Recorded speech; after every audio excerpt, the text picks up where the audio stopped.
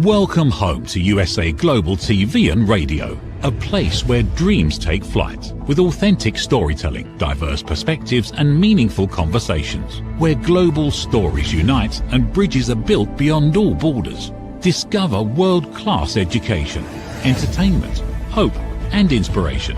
Together, we're building bridges worldwide. Subscribe to our channel, USA Global TV. Download our app, USA Global TV. Be our guest or join our team. Visit usaglobaltv.com. Thanks to our founder and executive producer, Dr. Jacalyn Kerbeck. Music score by Yeffy Tang from Cloud Road Music.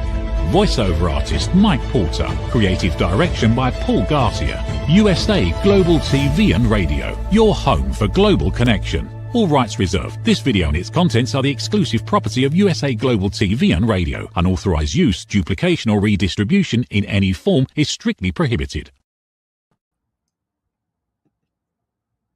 You meet someone for the very first time and something seems off. Or maybe you're in a relationship with someone and they continuously make, I want to say problems, but promises, and they don't work out. Maybe you're sitting somewhere about to make a decision and you just get this feeling, I don't know what it is, but I know I shouldn't move forward. These are potentially red flags. And when we see or feel or notice a red flag, why is it that sometimes we move forward knowing that there's a red flag, flags waving, do not go, but we continue on?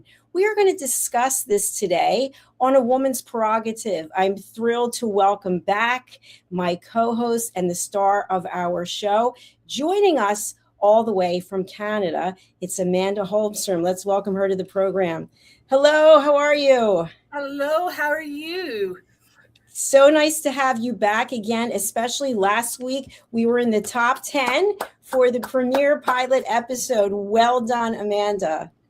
Thank you. That is amazing. And it's thanks to all our viewers. They're amazing. Absolutely. Thank you, everybody who's watching. Amanda, you are the founder of Silver Rose & Co. You're also an etiquette and protocol expert. You've been a teacher for decades. Tell our audience a little bit about yourself. Well, as Dr. Jacalyn introduced me, I'm Amanda Holmstrom. I am the founder and director of Silver Rose & Co., which is a company that helps people find their confidence in social situations, in new situations. We help people stepping into new parts of their life. We work with children as young as preschool. And we love meeting people. I love etiquette. It's been such a big part of my own life, and it's changed my life, and I want to bring that to other people. And we live in a time where more etiquette, the better. So last week we were talking about when someone shows you who they are, believe them. And this topic just seemed like a natural segue from that. But let's just recap a little bit for our viewers who maybe were not able to watch the program last week. When someone shows you who they are, believe them. But yet we think to ourselves, oh, they probably mean this, or I might be able to change them. I can fix them. This is a project. Instead of just saying, this is who they are. Amanda, why is it that we drive ourselves crazy by continuously thinking we can change someone or fix someone? You know what? I love that topic that we discussed last week. And I think we came up with the idea that we want to expect, or we hope that people will treat us the same way that we treat them. That what we give to people is what we're going to get back. And it's a hope that everyone is going to be good to each other.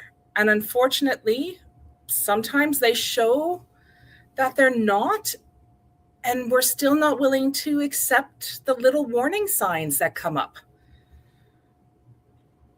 And that leads into today's topic, red flags, and whether or not we're going to pay attention to what our instincts say. Absolutely. I agree with you. I think one of the things that comes up for me just in thinking about my own behavior is I want something to happen. I'm so excited about something happening that I kind of latch on to whomever it is that's the messenger to carry it forward. I know you and I each have some different examples that we're going to share, but for our audience, when we first meet someone, sometimes there are red flags. What can you think of that might be a red flag? You just met somebody. Pushiness.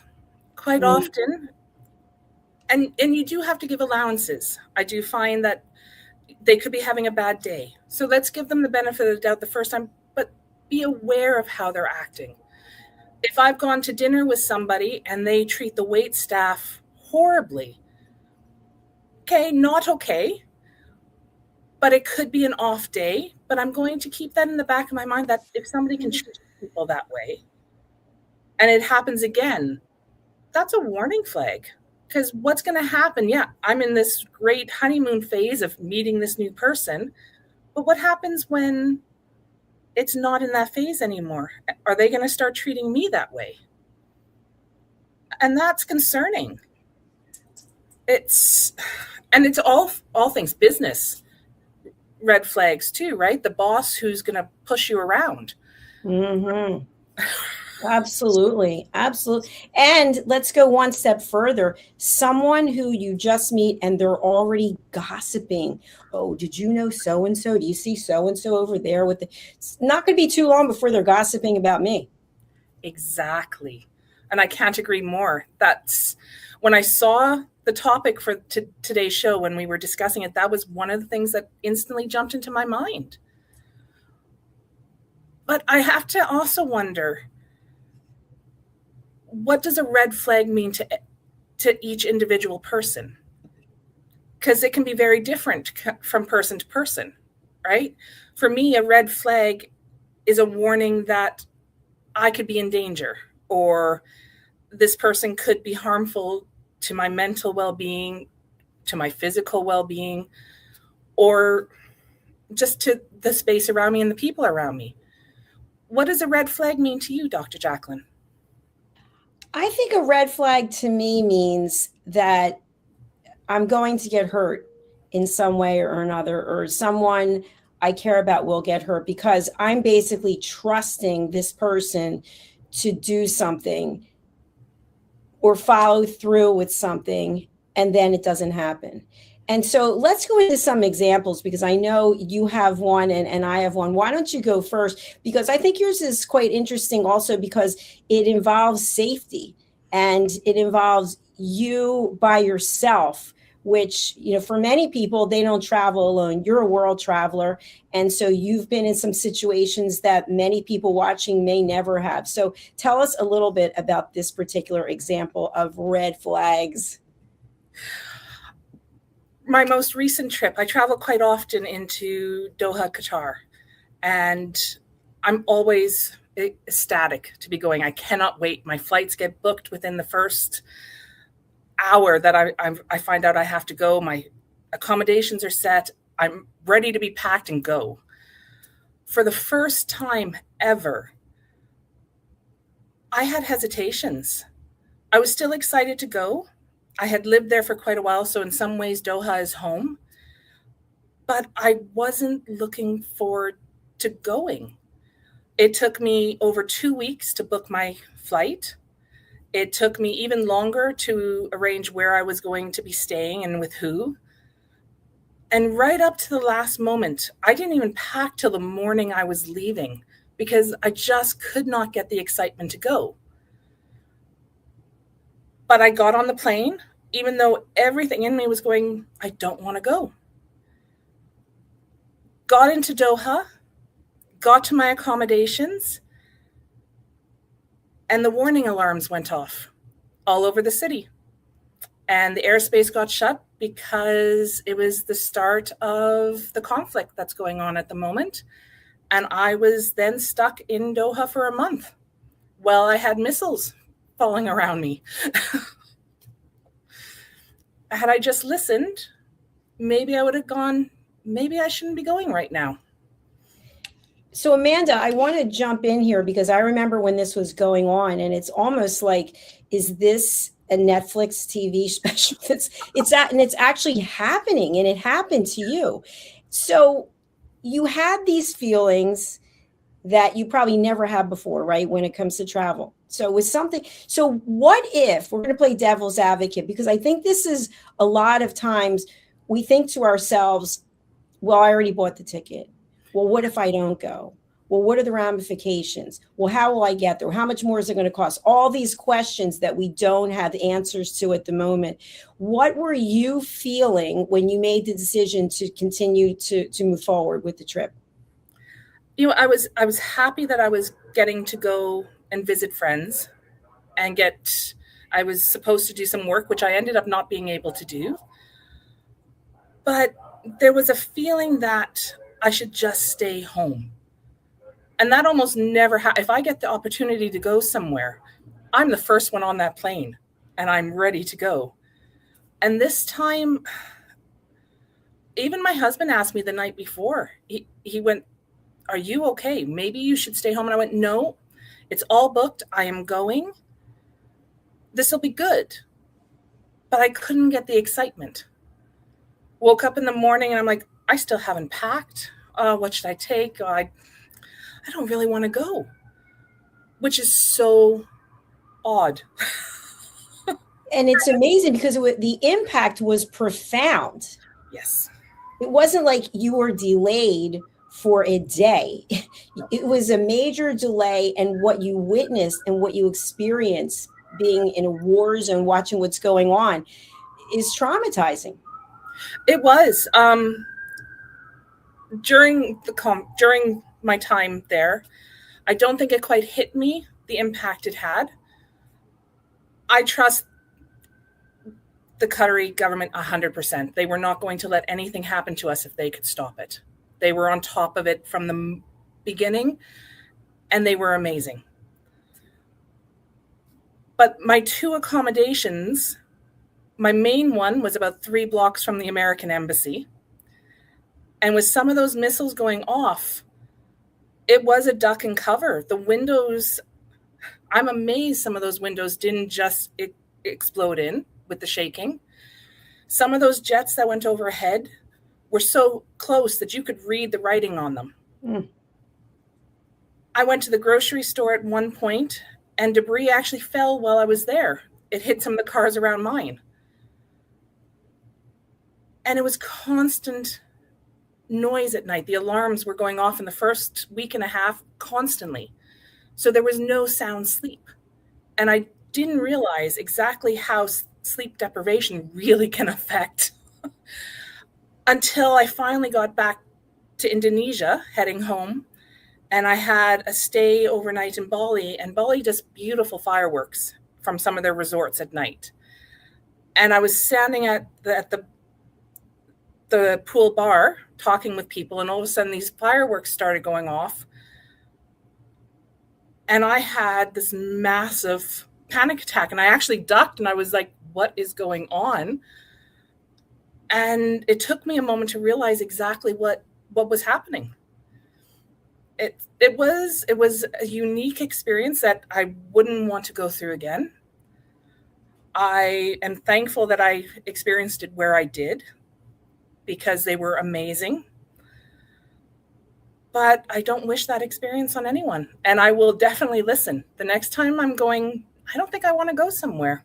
I think I might just stay home. I'm sorry that you had to go through it. And it's such a good reminder of listening to our intuition. And when we look at all the what ifs, we may never know.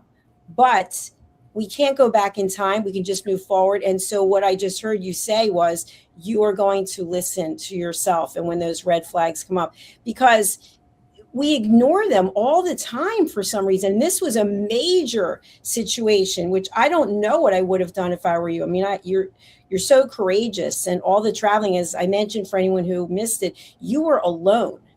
I was traveling alone going through this. So for anyone who has not traveled internationally by themselves, I've done it. It's not the easiest thing. in the entire world, especially when you're dealing with other cultures. You're not in your home country, and there's a lot to consider. So thank you for sharing that with us.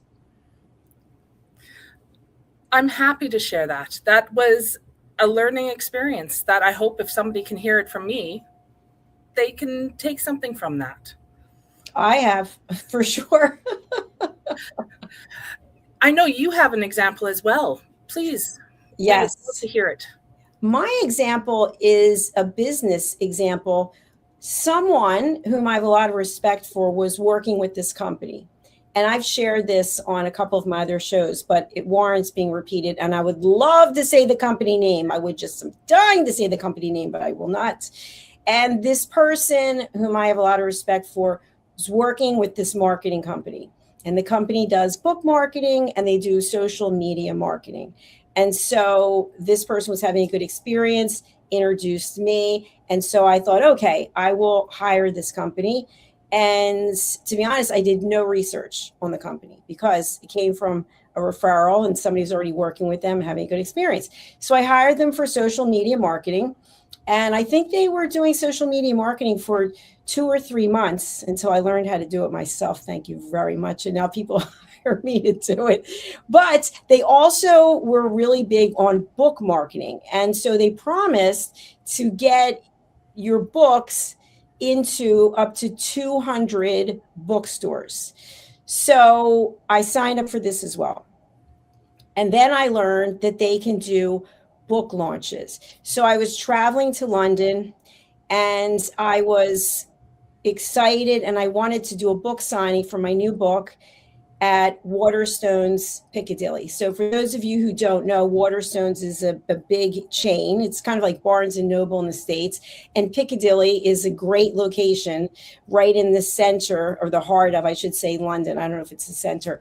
So they said they could do it. Very exciting. I needed to order the books. So they were going to print the books and they would send them through customs. And so the whole thing was worked out.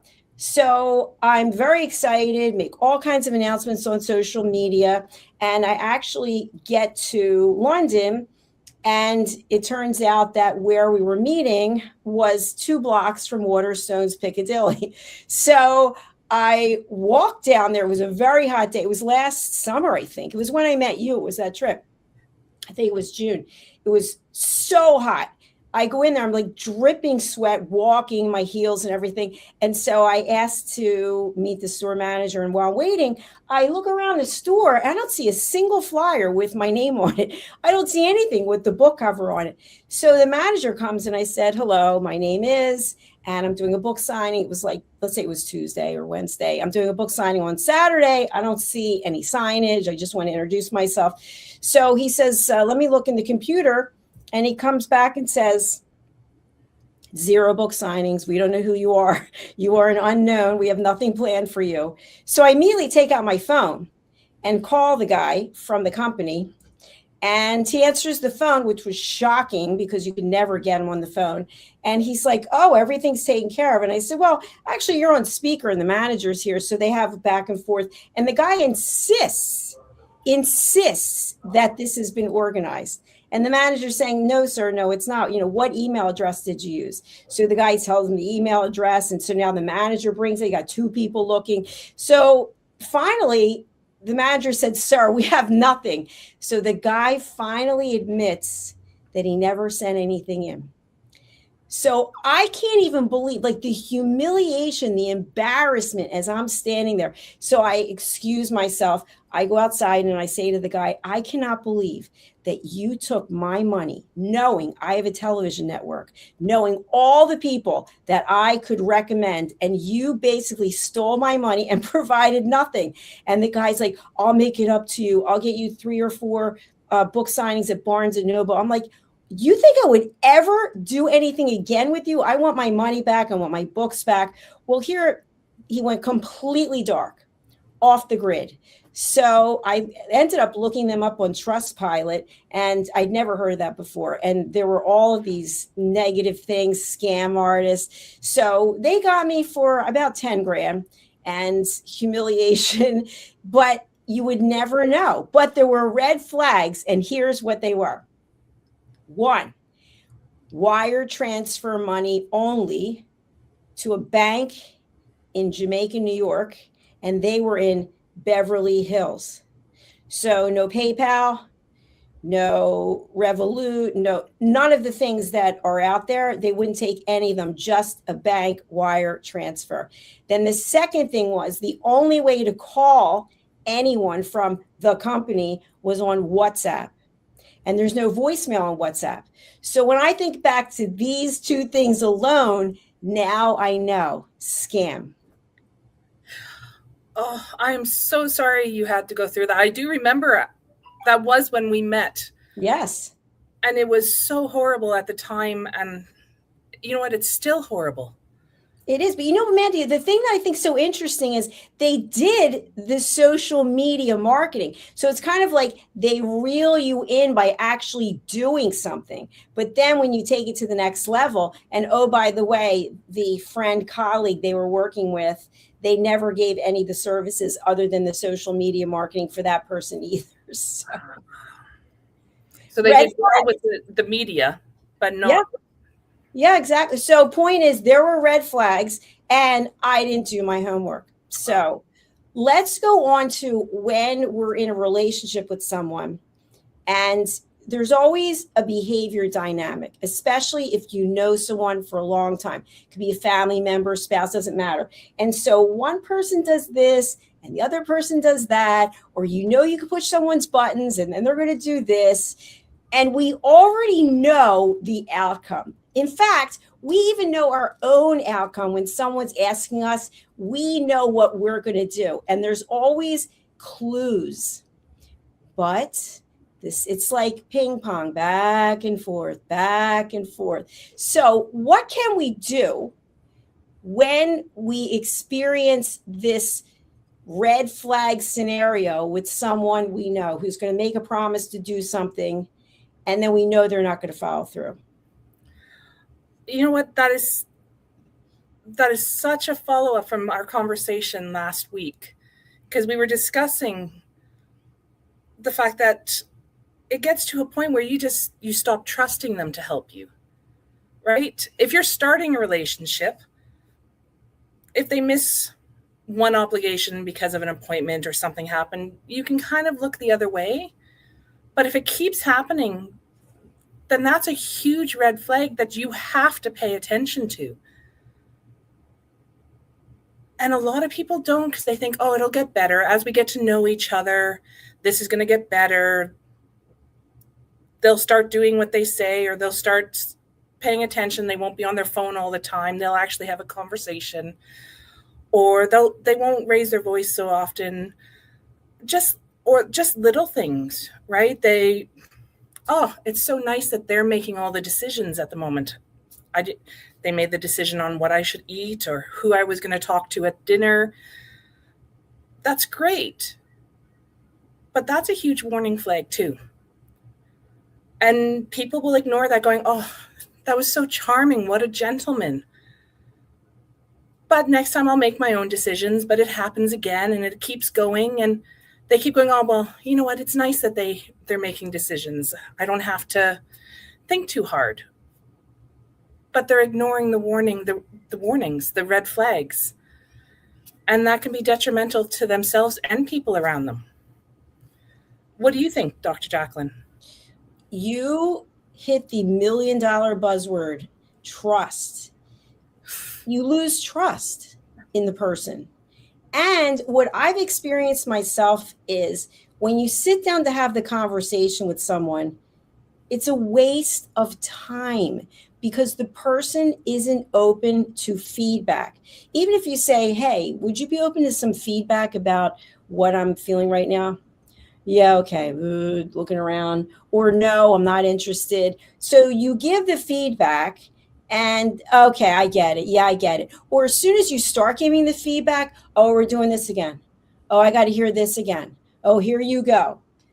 The same comments, you're like, I'm trying to explain something to you so that we can have a better understanding. of one another. I don't have time for this. There's all kinds of defensive moves or feedback that you get. So now in those scenarios, in situations where I have to still be working with these people or knowing the people or encountering the people, I already know in my mind the trust is broken. And so I will have minimal expectations. And if they're minimal expectations, sometimes even they are too high, that we have to have no expectations. But Amanda, what I think, and I'd love your opinion about this, is if we are not confident and strong in ourselves, it can sort of be like a boomerang and it comes back to hit us because now we're accepting behavior that's disrespectful.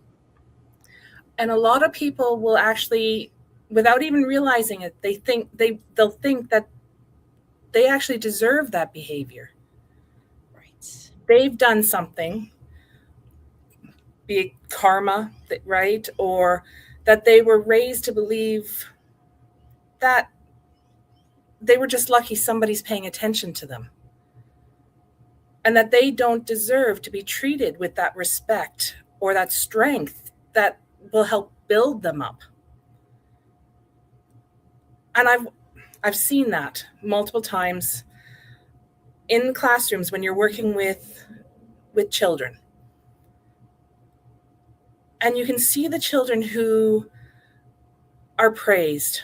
They get time spent with them. They're raised to believe that they are worth something because they want to do better. They believe I can do this without, but then you'll get some of these children that you can see that they're lacking in the self-confidence. I was one of those children. And no matter what they're told by outside, they cannot take it in to believe that they are worth believing that they're meant to be kings. They're meant to be queens. They're meant to be leaders if they want to be, because they can.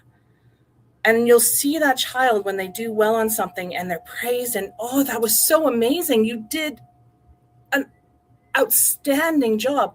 And you can just watch this child. All of a sudden their shoulders will go back and they'll have this confidence. And because of how they're carrying themselves, at least for that moment, everyone will treat them differently because they know they deserve to be treated with respect. And that's what I work with adults on as well, is that everyone deserves to be their own leader. They all deserve their own excellence because nobody deserves to be treated with disrespect or made to feel like they are not enough. And if they are, that's a huge red flag to be paying attention to. Absolutely. That is enormous. That's a two-handed red flag right there. Exactly. My question for you is, I remember my father would always say, oh, Jackie trusts everyone. And the truth is, if I would meet someone, I would automatically trust them. But as I've learned over time, and believe me, I felt that way. I trust everyone up until maybe 3 years ago. Now I believe trust is earned. But that's a lot of work for people to prove themselves. And when you first meet someone, you don't always have an opportunity for people to prove that they can trust one another, except in the most basic way. Amanda, I'd like to introduce you to so-and-so. Amanda, I'm going to give you a call in 3 days. Some kind of commitment to do something and then actually doing it without being prompted. That is a great way for people to demonstrate the most basic of trust. What are your thoughts? Do you trust everyone initially, or is trust earned? I kind of fall into the middle of that. I do have a habit of trusting people right off the get-go, much to my family's dismay, because it means I end up bringing strangers home quite often or taking them to places that they meant to go. And the family questions that sometimes because we don't know these people. But I'm very quick. If I get let down once, I'm very quick to close myself off and go, okay, I gave you that chance. I'm willing to give you another one, but it's going to have to be earned. And if you don't carry through on that, then I'm not willing to put myself out there again. At least not easily. It can take quite a while. It sounds well thought out. It comes from experience, from being burnt too many times. You've set boundaries now, and I think that's huge. So a question I have for you and one for the audience to think about, because this has happened to me. It happens to other people. You are doing well. You're perceived to be doing well, and someone wants to borrow money. Someone you know, a family member, going through a little bit of a rough patch, and you get the feeling you should not do it, because everything you read, don't lend friends money, don't lend family money unless you are prepared never to see it again. But yet, and it doesn't have to be money, maybe it's some kind of favor that someone asks you to do. And so you go ahead knowing that there is potentially not just a small red flag, but a giant red flag that you may have to end this relationship. And the person will say, over money, you're going to end it over money. But what people don't realize is it's not the money. Yeah. It's saying that you're going to do something and then not doing it. Absolutely. And I think almost everyone has been in a situation like that, whether a big fallout came from it or something. Everyone has been in a situation where they've lent money to somebody, whether it be a couple of dollars for a coffee or bigger sums for something else. And what always amazes me is how the person who hasn't paid it back or hasn't returned it can turn the situation so that you feel bad for wanting them to do what they've said. But when you look at the situation, when they approached you as well, sometimes those red flags are there in the way they approach you about it. Because even if they ask for the money, sometimes the way they ask for the money doesn't leave you feeling like you have a lot of choice. Oh, well, so-and-so grandma or Uncle Fred, or they said that you would be able to help me with this, and I need so much help. Well, they've just pulled in the rest of the family to go, oh, everyone knows I'm asking you. You don't want to look bad now, do you? Well, that's a huge red flag. And the chances are you're not going to see that come back, because they've kind of had to guilt you. At least that's my way of thinking. What do you think? I am laughing over here because it's so true. They use the guilt card, or they turn the whole thing around. Well, the reason why I haven't paid you back is because the terms that you had were ridiculous. Well, you agreed to the terms. Here's another one. Would you mind if I borrow your XYZ for PDQ occasion? Would you mind if I borrow your dress? Would you mind if I borrow your computer? Would you mind if I use your phone? Whatever it is, and then something happens and it breaks. I've had people borrow shoes from me and then they broke the heel off. Oh, I'm sorry, I don't have time to get it fixed. They spilled things on it. Oh, I wish I could get it cleaned. It's kind of interesting because it becomes your problem. You're doing the right thing, but then you have to get it fixed. So especially if someone breaks something, and then the relationship is not going to be the same. It can't be the same because the trust is broken. I can't agree more. Things happen. We all know that because we've all had it happen. But it depends on how they approach that situation. And you're absolutely right. And I find that, I love that that's the, but I always wonder, why is it so hard for people just to go, I am so sorry. I was out and on my walk back from the location to the shoe got stuck in a rut or a sidewalk crack and it broke. Yes, we're not going to be happy, but we understand, and they took responsibility right off the bat. And if they go, look, I can get you a new pair of shoes, or can I send this somewhere? At least their chances are I'm going to go, don't worry about it. It's just a pair of shoes. I've got another pair, which I probably don't because I don't actually own that many shoes, but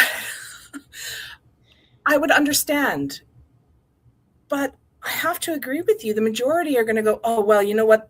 You gave me an old shoe and you knew it was breaking down, so this wasn't my fault. You should have given me this, or they'll just hand it back without. I've had that happen where somebody will give it back to me packaged and I won't notice that it was actually broken until a few days later. And by then, when you try and bring it up, they're going, oh, well, why didn't you mention it when it first came back to you? I would have understood then. Now you've waited so long, you just want something from me. And I'm going, no.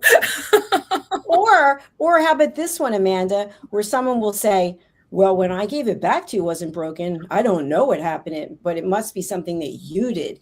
And then you're like, well, did I do something? I never even took out a package. And here's the other thing. I feel like when it's something of value, think long and hard. And I'm going to give another example. We're actually up against the clock, but we'll go a few minutes later today. So I was somewhere, I don't want to go through the details, but we were having dinner and then we offered to clean the dinner up and put the dishes in the dishwasher, etc. And so the china was very expensive. I'm not going to say the name of the designer with the Medusa head, but it was very expensive. And so one of the dishes got dropped and broke into pieces. And the host was extremely upset, understandably, right? How could you do this? How could you be so careless? And of course, that was the end of the evening. It was a damper on the evening. And later, when I thought about it, the person who broke it actually was able to get a replacement and ordered it. But when I thought about it later, I thought, if you have china that's very valuable, take care of it yourself. Yes. Or hire someone to do it, but don't have the people at the dinner party, because when something like that happens, that's a horrible feeling. And I think there's still bad feelings about it all these years later. So I think we have a responsibility also. That's a red flag. You know what? I'm not really going to be able to do the dishes. I'm happy to pitch in some money for someone to do it. I'll take you out to dinner, but I don't feel comfortable cleaning these dishes. And that, I think, is fair. There's nothing wrong with that. There's multiple other ways. If you want to help, there's other ways you can help too. Packaging up the food or cleaning up napkins, and there's multiple ways. Absolutely. But I agree with you. If they have something that is that priceless in some ways, it is sometimes just easier for them to do that on their own. And they can come forward. There's nothing wrong with going, you know what?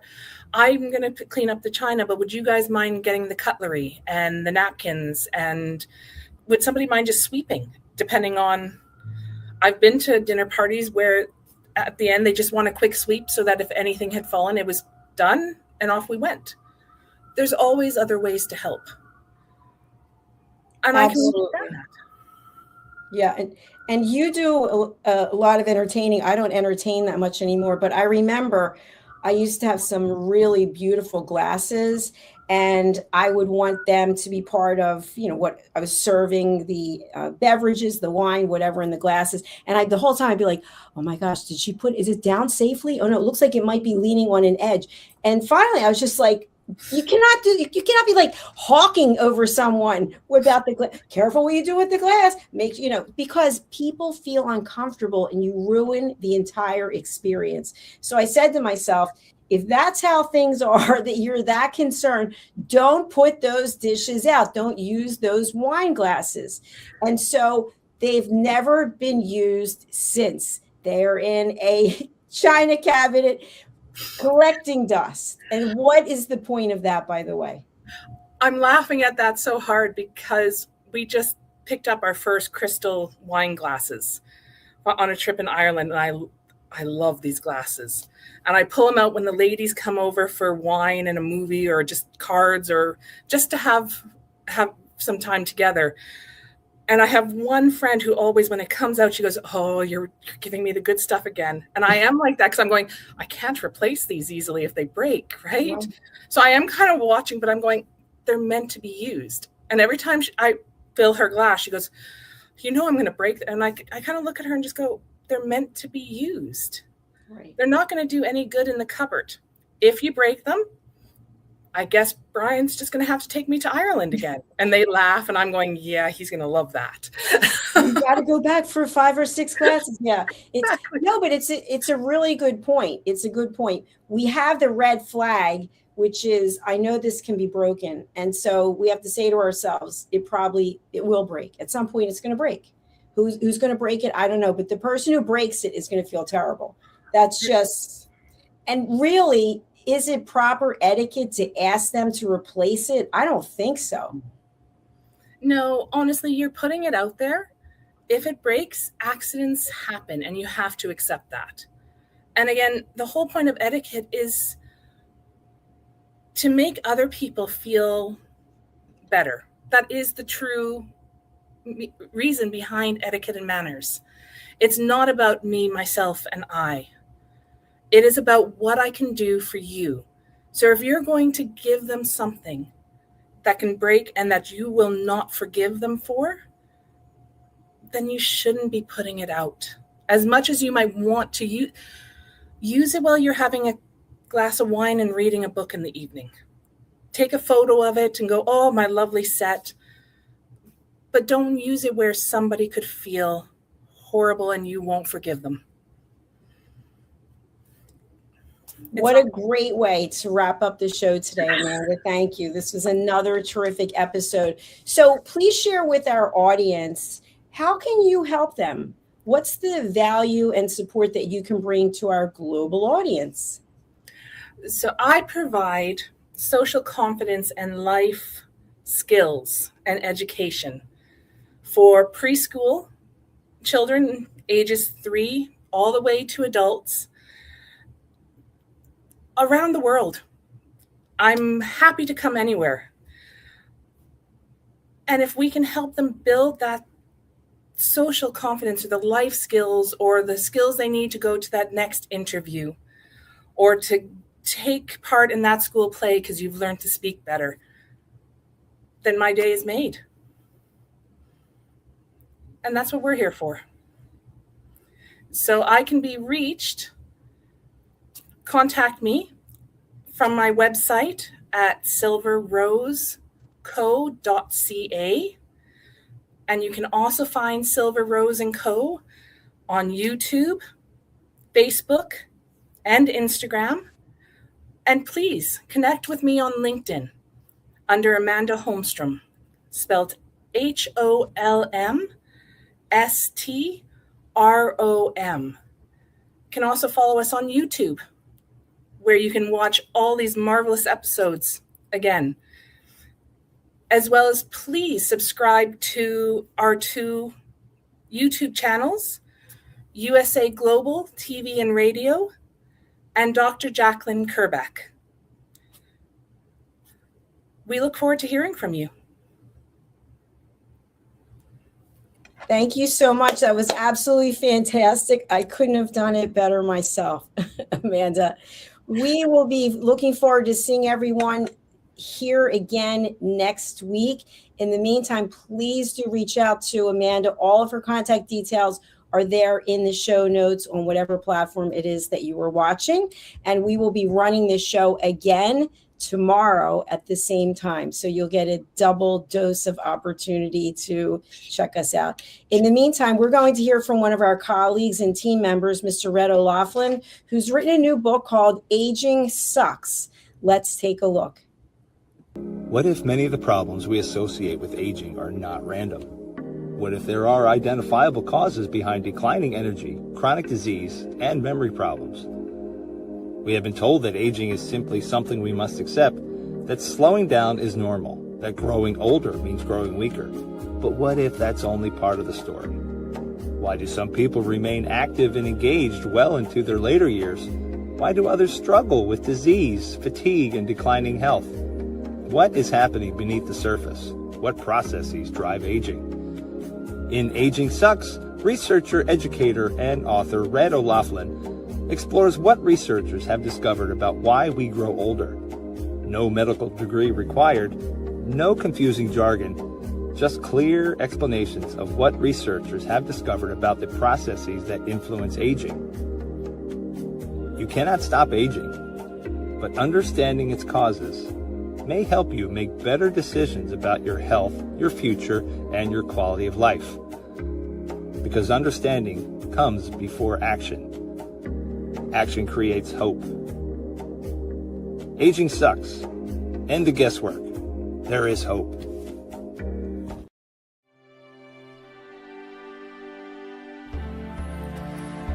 Every day, we wake up knowing what we should do.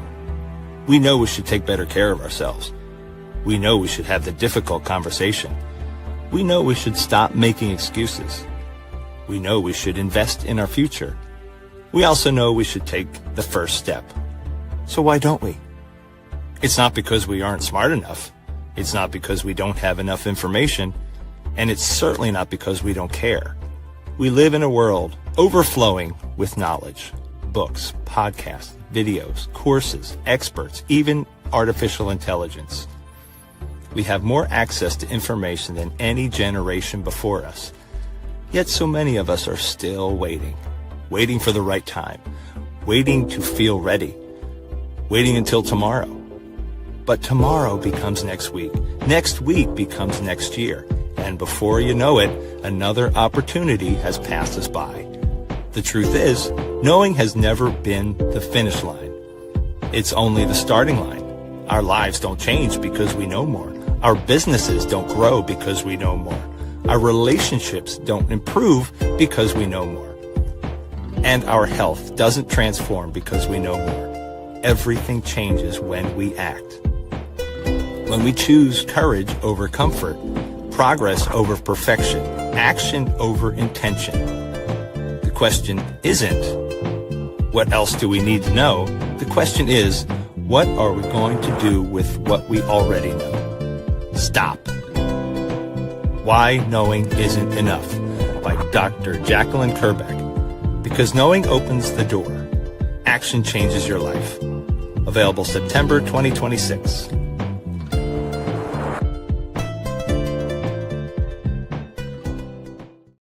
Thank you, viewers and listeners of USA Global TV and Radio, for joining us today. We're honoured to have your time and attention as part of our global community. At USA Global TV and Radio, we believe in the power of authentic conversations, meaningful connections, and creating a world of possibilities together. Want to be part of something bigger? Join our team of elevated listeners at usaglobaltv.com, a space where your voice matters and your ability to listen transforms relationships. Stay connected with us across all our platforms for thought-provoking discussions, expert insights, and empowering stories. Subscribe to our channels at youtube.com/c/USAGlobalTV. Follow us on social media and explore the endless opportunities we're creating for growth, learning, and inspiration. Together, we're not just broadcasting, we're building bridges and changing lives one conversation at a time. For inquiries, contact us at info@usaglobaltv.com. Produced by Executive Producer and Director Dr. Jacalyn Kerbeck. Voiceover by Mike Porter. Creative direction by Paul Garcia. All rights reserved. Visit usaglobaltv.com to view our full terms and conditions.